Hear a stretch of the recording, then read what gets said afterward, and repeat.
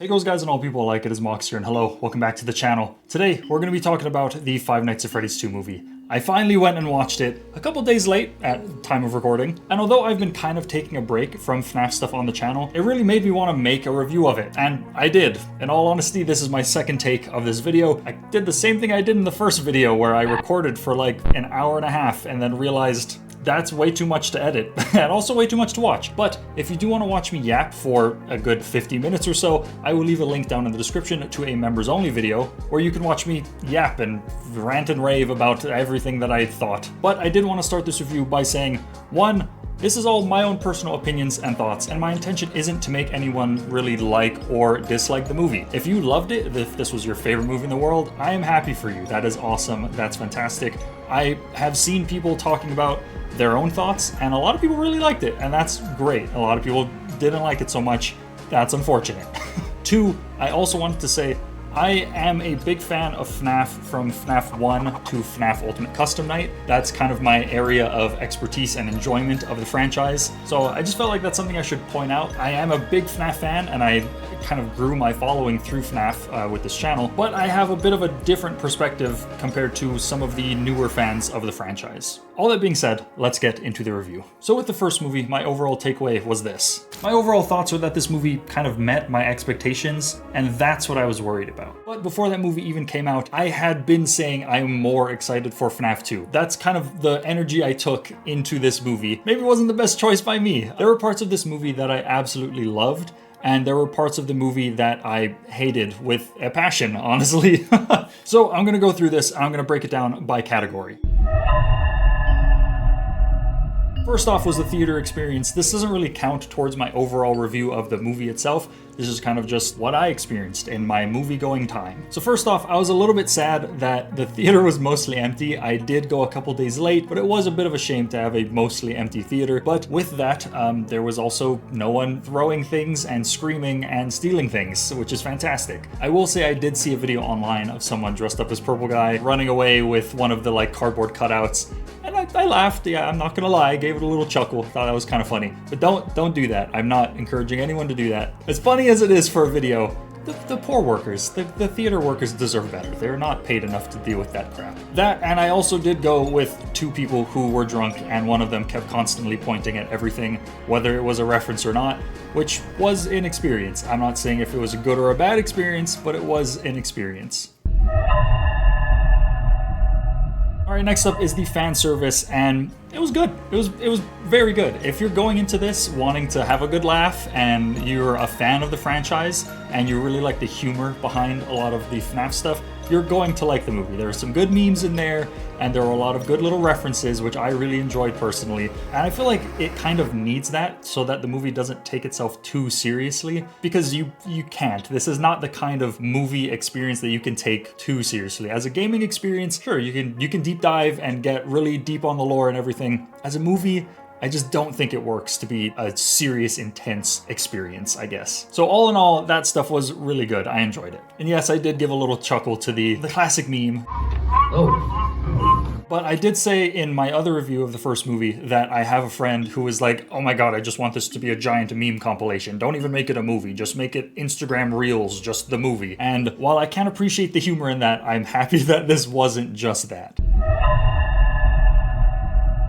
Next up we have the characters. Oh boy, okay, the characters. There's a lot to say here. First off, I want to talk about the overall dialogue of the movie. I think it needs to be mentioned that the dialogue I thought was mostly okay, but there were times where it was just straight up bad, and it was the most, I am watching a movie and these characters are saying movie dialogue. It wasn't quite like he's behind me, isn't he vibes, but it was encroaching on that territory, if you know what I mean. It was getting to a point. It was getting to that point. But something that was unfortunate was the lack of character development, I feel like. I'll start off with Vanessa, who made an active attempt to have character development. She was clearly traumatized by her father and, was trying to let go of her past and everything. And she started to kind of go down the path of I'm getting better, towards the end of the movie, and then the movie ended, and she didn't really get that much character development. I will say, yes, she made a big choice to say, oh, I'm with them now, I'm no longer with you guys, but she was never really with her Afton family. Like, I feel like she was never really a big fan of that. She became a cop and everything, and was trying to break away from that already, so not too much character development from her. But speaking of that whole event, her picking Mike and Abby over her brother, there were so many instances in this movie where they were making classic movie character choices that would never really happen in real life, or would be kind of ridiculous to happen in real life, but are kind of just excused because it's a movie. For example, Mike cutting off Vanessa when she's trying to explain the situation to him and trying to give him crucial information, and he was just, no, come on, I'm trying to move past all this. Like, how am I supposed to move on if you keep bringing it up? Kind of ridiculous. Like, there are instances like that in this movie that I just thought were dumb. That, and at the end of the movie, Mike telling Vanessa to stay away from him and Abby, I thought, like, she had made a big choice to say, like, oh, this is my family now, and I understand Mike's perspective of, okay, I'm trying to protect my sister here. I'm trying to rebuild my life here with my sister, and you are insane. You and your family are crazy. I get that perspective, but I felt like they were already in this world now. Like, it's kind of too late almost. We were talking about haunted robots and possessions and like ridiculousness. I feel like it's a bit too late to be like, nah, stay away, we're done, we're out. I feel like it was a little late for that. Understandable from a character perspective for Mike, kind of felt odd in the grand scheme of the movie though. But I did actually like seeing Mike's kind of development in this movie, where he was really all about building up his life with Abby. I thought that was really sweet, really nice. It made a lot of sense for his character. He did seemingly move on from obsessing over his brother. He kind of got the answers he was looking for, I guess, with his brother's disappearance, and he was able to kind of move on and just focus on his sister. I think that was a good direction for his character. I will say I thought Abby was great as well. Kind of one of my favorite parts of the movie. I really like just Abby being like a classic kid who is kind of a classic movie kid who's kind of put into a situation and is almost obsessed with it. Like, she made these friends, these like ghost friends, and she was just really obsessed with getting back to them and kind of staying in that world, I guess. And I think that's really nice and makes sense for her character and felt fitting, I guess, with this whole franchise in general, with just kids being obsessed with FNAF. I feel like it made sense and I liked it. A major character of the movie, almost the main character, I would say, the lawyer guy. I love seeing Doug. Needs to be in every FNAF movie from now on. Every FNAF piece of media, I think, should include Doug.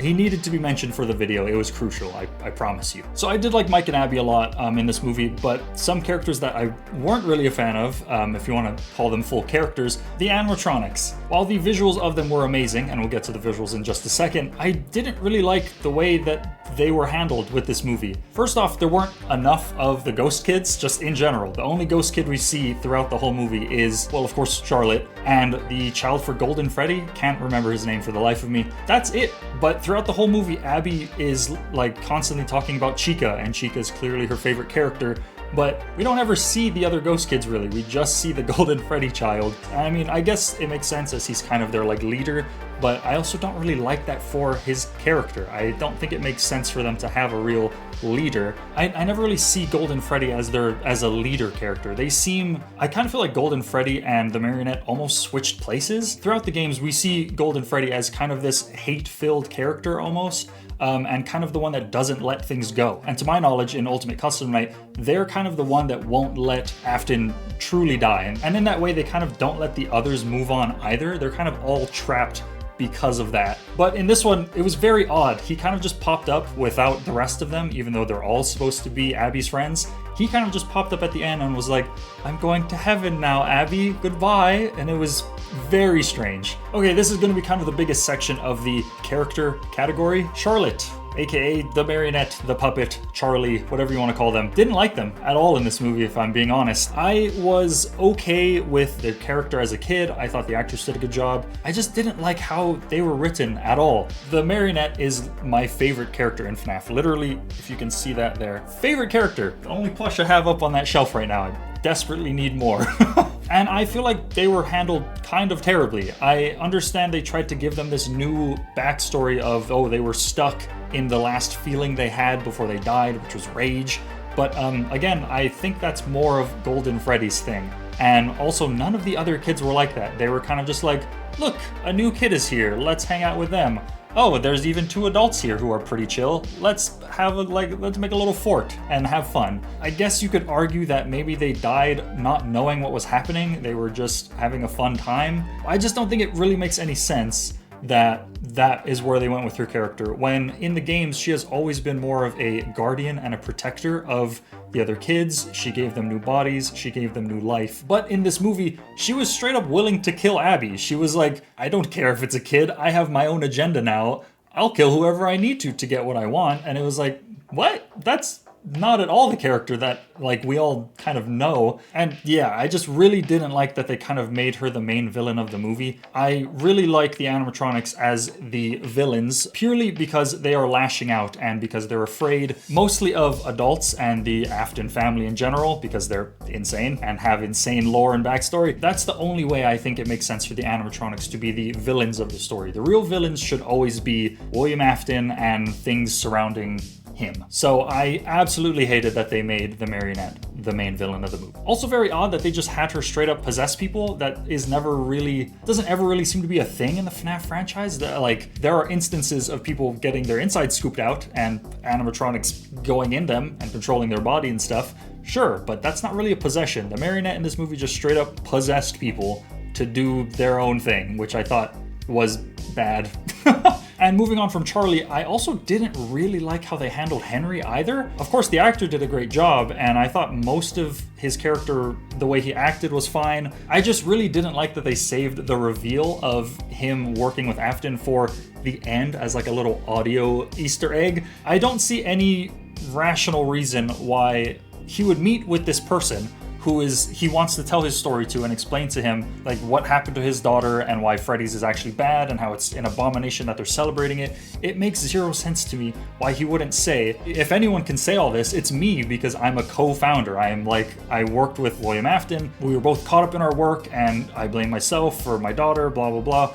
Like, why wouldn't he just say all that then? That doesn't make any sense. All he says, if I remember correctly, was that he was like caught up in his work, something like that. Basically, he wasn't focused on his family enough. But it would have been much better and a lot more hard-hitting if he had revealed right then and there, oh yeah, I knew this guy and I should have been watching out for him instead of being caught up in my own ambition. I should have been keeping an eye on him, keeping an eye on my family. Makes no sense that he didn't do that. And then at the very end, oh yeah, Mike, by the way, I worked with the guy.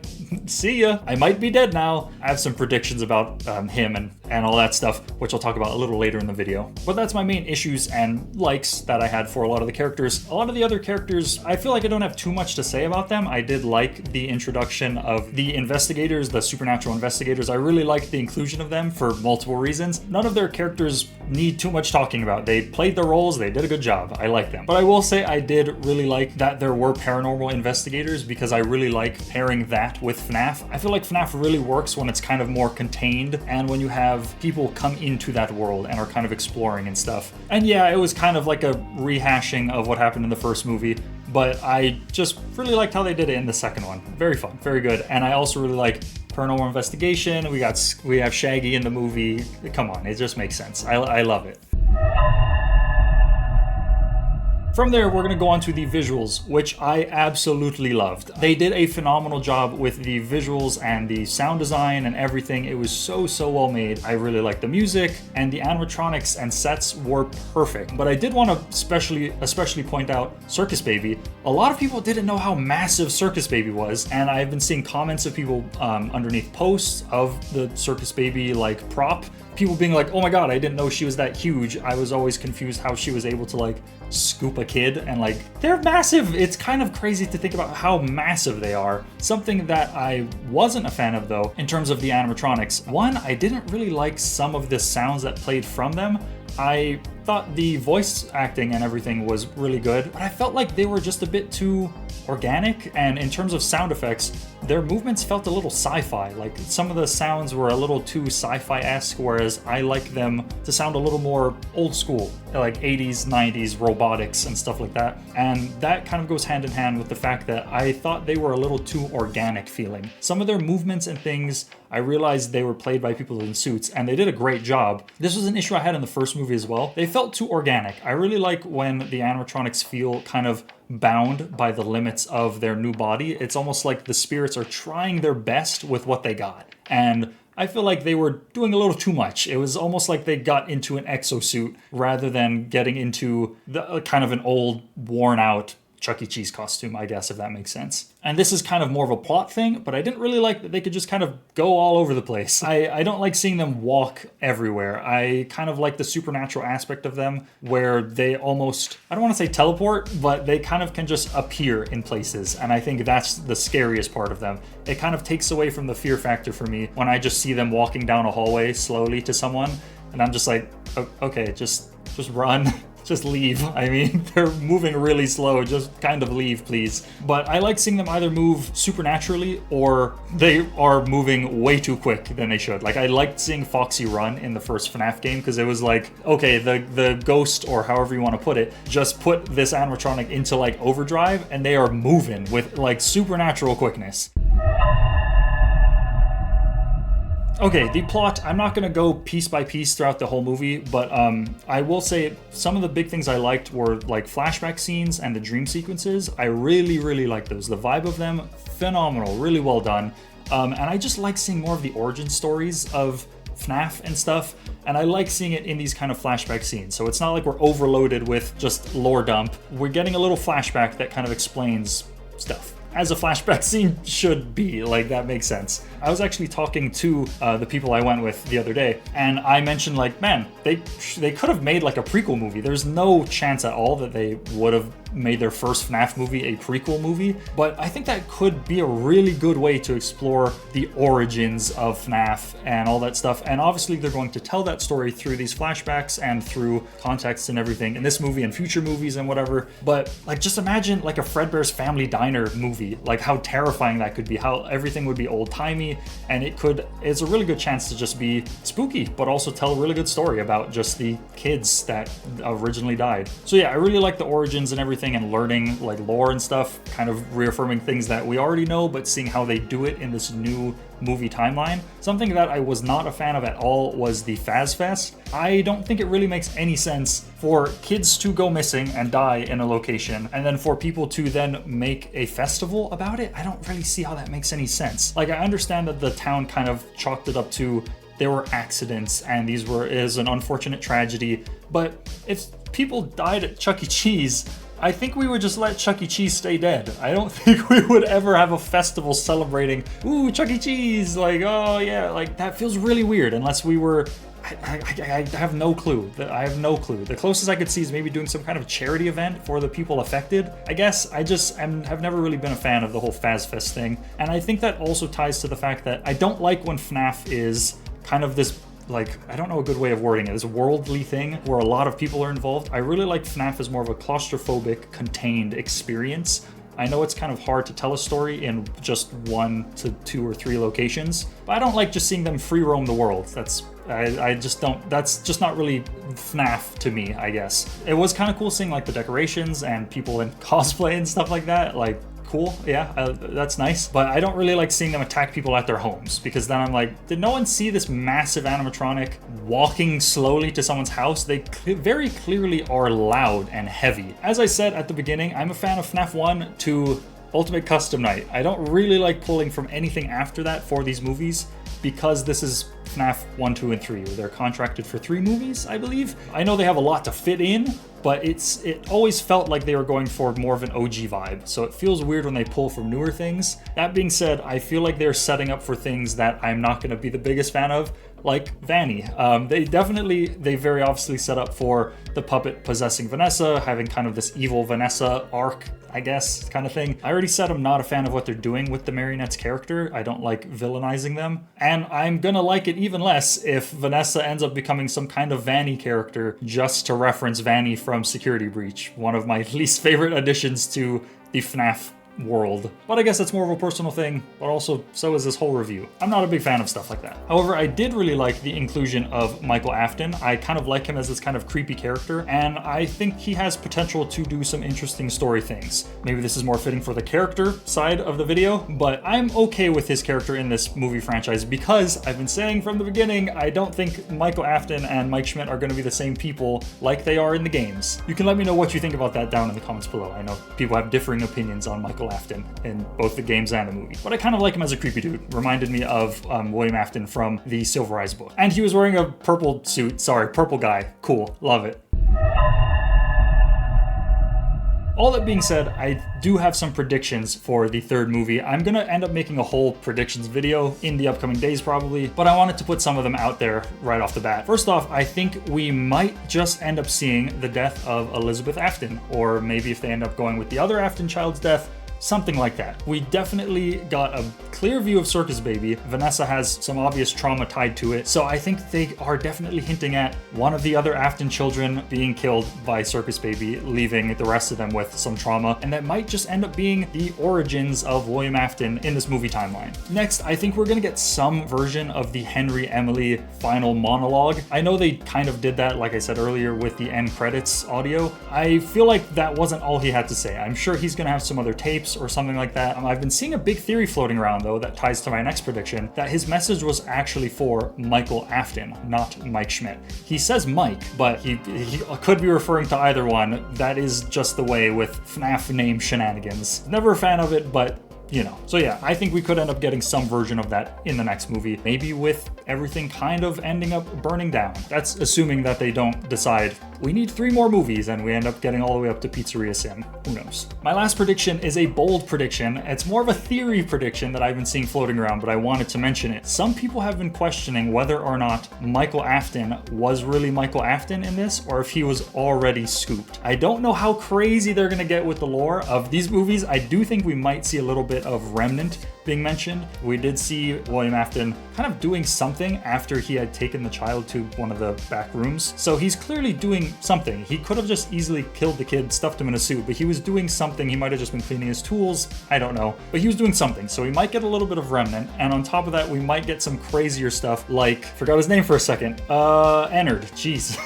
We might end up seeing something like that. We are getting some sister location stuff because they have to condense all these into a small amount of movies. But some people have been saying maybe this is Michael Afton post scooping. So we might get Ennard leaving his body in that third movie, and then maybe he can have a similar arc to what he had in the actual games where he's like kind of a good guy. Who knows? I think they can do anything at this point and it wouldn't really surprise me. With these movies, I try not to put too much of my own expectations into them, and I just kind of want to see what they do, because I knew from the start it was not going to be the game lore. It's just way too confusing and stuffed to the brim with things. I wished that this was something different, I guess, so I did put a little bit too much of my own expectations onto this one. That was my mistake, but I didn't hate it. Didn't hate the movie. Was not my favorite either. I don't know what ranking I would give it just yet, but I didn't hate it.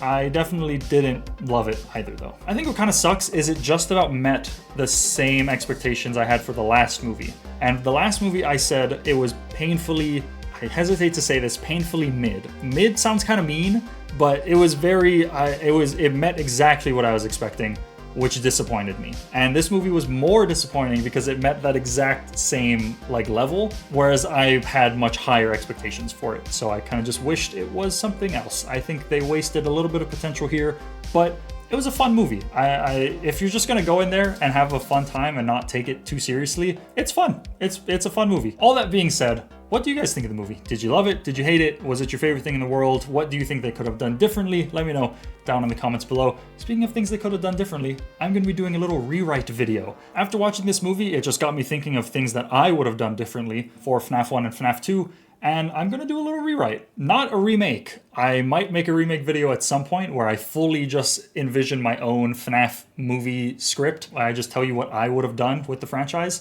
But for this rewrite video, I have a couple of rules. Some of the big ones are, It has to fit within 3 movies because that's what I think they're contracted for. I could be getting that wrong. It might have changed at some point. Has to fit within 3 movies, so that's a lot of lore to condense into 3 movies. And it has to have generally the same kind of cast and same kind of vibe. It's not supposed to be a full remake. I just want to tweak things to kind of have a similar story, but, you know, change things for the better in my personal way. Whew, okay, I managed to cut down like an hour and a half of yap to, to a much shorter video, hopefully.